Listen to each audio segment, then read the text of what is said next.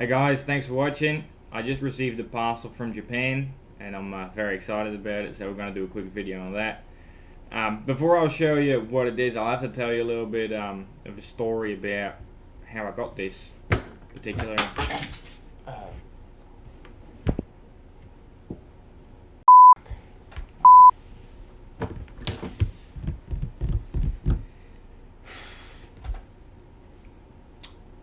Alright, anyway, I'll have to tell you a little bit of a story how I got this. I used to live in Australia, used to do fishing a lot over in on the Great Barrier Reef. Used to be deckhand and guided some clients there as well. And I fished with a guy from Japan who happened to be a lure maker. And we always stayed in touch every time. He sent me a couple of lures when I was moving back and forth between countries. Fish in the Netherlands for sea bass, he made me a couple of lures for that. Fish for barramundi, he made me a couple of lures for that, etc. And now he saw that I was in the US and saw that I was doing a couple of videos here and there. So therefore he asked me if I wanted him to make a lure for here in the US and that I might be able to do a video about. Now, first of all, there's no sponsorship here. It's not a brand. He handcrafts lures for himself and about 24 clients that pay top dollar. I don't think that there would be any interest from this video into his lures. You cannot buy them outside of Japan anyway. He selects his clients, very similar to what Ferrari sometimes does with certain models, or again in Japan there's people that make samurai swords. They pick their clients instead of the clients being able to just randomly purchase their product. Same thing happens here. Only 10 lures are made every year. Every lure is modeled and is registered under a data bank, so if one of the clients wants a replica of the exact lure, it's remade. And those lures are exceptionally expensive. The lure that I received, he would ask about I think it was 90,000 to 95,000 yen, which in return would be about 800 to 860 US dollars. So yeah, wasn't thinking of purchasing any of those anytime soon, and probably shouldn't, in all honesty, unless you want a piece of art on the wall that somebody spent about a week carving over. Then there's no point in getting one. But either way, here's the lure that I received. It's a fantastic looking 3-piece swim bait with its diving lip on it. It's in the style of Japanese carp. It's got scales that are fully hand carved out. Everything is hand carved. Very, very cool looking. No paints used except for on the scales that he has painted black to give it that sort of like a koi look, I suppose. And probably the most awesome part about this fishing lure is, and now if you've made lures, you'll probably notice, if you work with wood, you have to drill holes in the bottom to put the weight in, so it actually balances. It sits straight in the water and doesn't lie flat. Well, guess what? There's no weight holes here. The whole lure is wood. It's fantastic. I don't know how he's done it, but it looks unreal. And he told me that there's only one type of wood he can use for actually making a lure like this, and it's very hard to get. It's like a really dense tropical hardwood. Forgot the name of it. I don't think he wants me to say it on video anyway, because it's a bit of a trade secret. But it's very, very dense, very heavy, and very rich in oil, that wood. So it's a fantastic looking lure. I wasn't going to fish it, but I just dropped it on the ground and it bumped off a chair, I believe. So, you know, I think there might be some damage somewhere, unfortunately. Well done. How to destroy $850 lure. Insane. So either way, I haven't tested it yet, but it's a fantastic looking thing. Got no doubt will catch fish.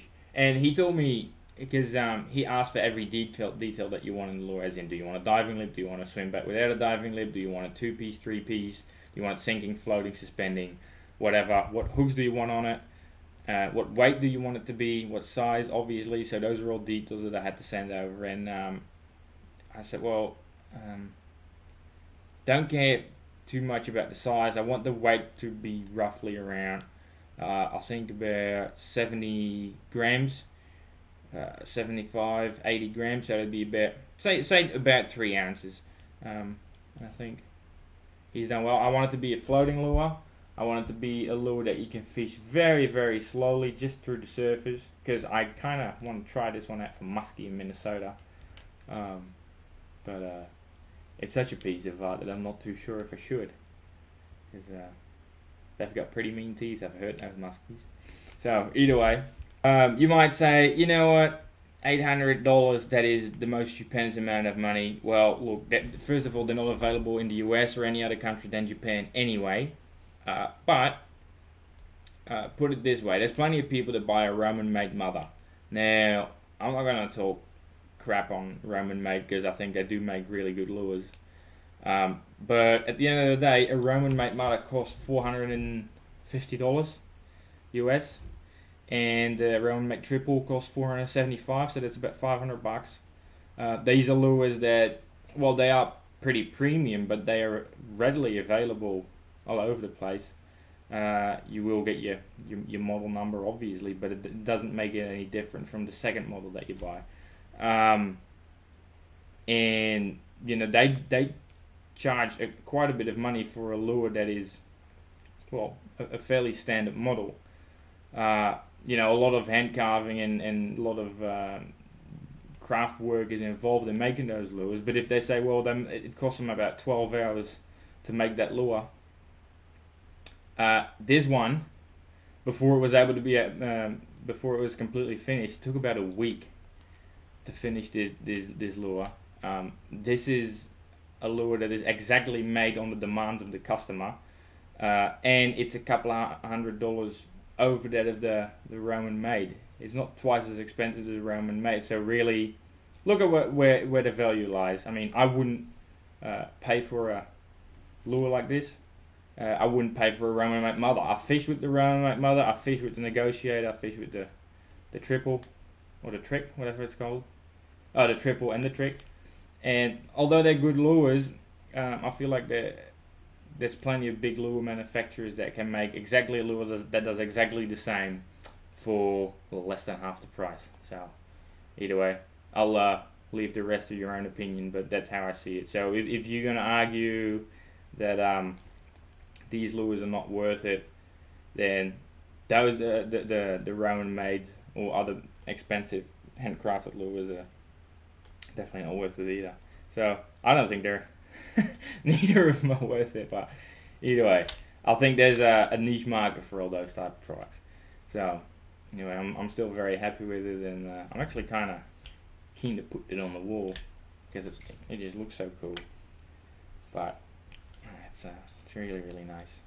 And I just think he's done a phenomenal job in terms of finish, because you know the scale pattern is kind of, I don't know if you can see it here, but right between my fingers, the marbling of the wood, if you want to call it that way, it's very nicely visible there. It's really, really nice.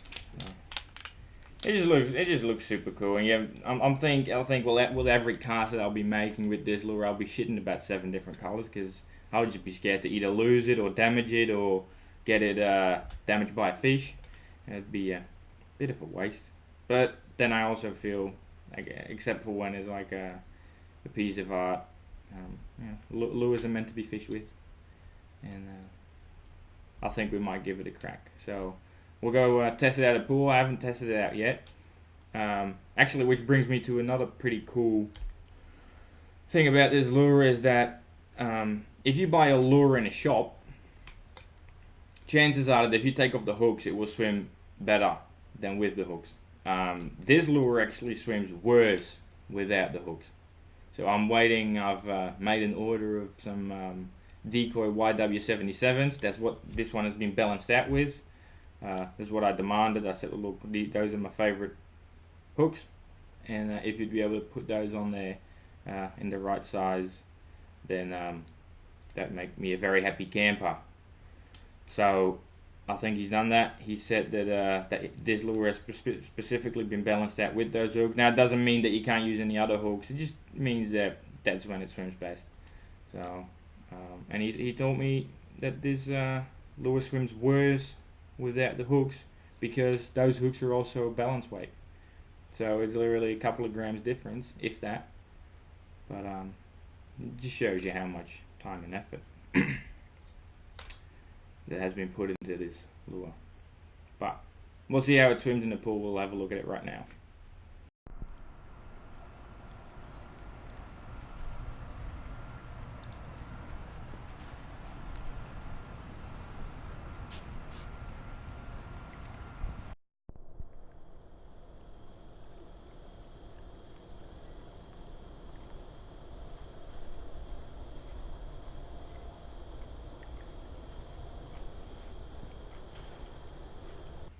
Right, so that actually, yeah, it doesn't swim too bad, I reckon. I hope not. For what, $850? But either way, I'm very happy with it.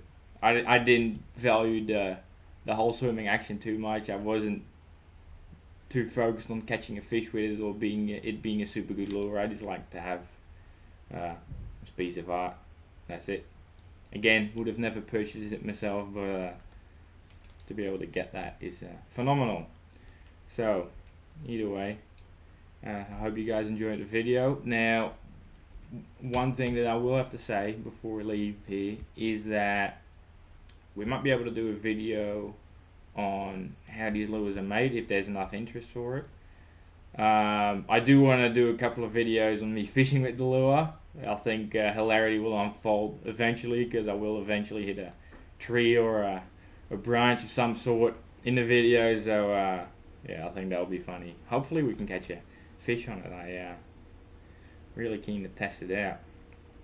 I mean, I asked if he could make one for muskie, but small enough so that a big bass will hit it as well. So I think that will happen. I think if there's a big bass who's hungry, I think he'll definitely eat it. So either way, thanks for watching, guys, and stay tuned for more videos on this piece of art. Cheers.